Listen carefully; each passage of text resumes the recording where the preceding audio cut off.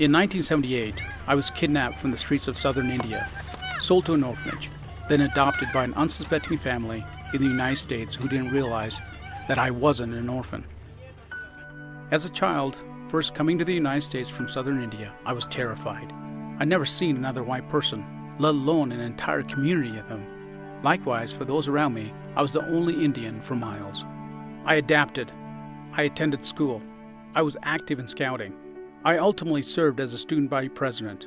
I knew I was different from those around me in skin color, but the more time that passed, the more comfortable I became, and soon it didn't matter.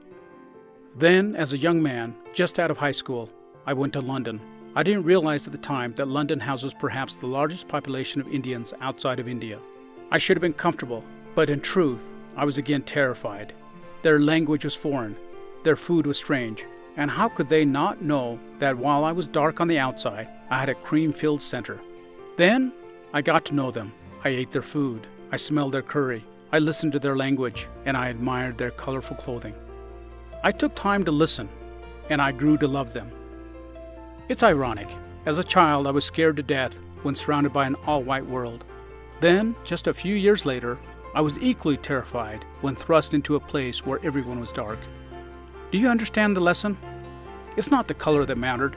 The problem was me, my lack of understanding.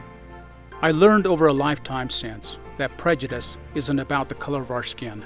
We're not cream-filled or chocolate-filled or anything filled. Yes, we look different on the outside, but inside we're just people. Most of us are living our lives the best way we know how, doing our best to overcome misperceptions, to create happy families, to give back to our communities. I think the way we accomplish that is to listen to others, to withhold judgment, to become friends.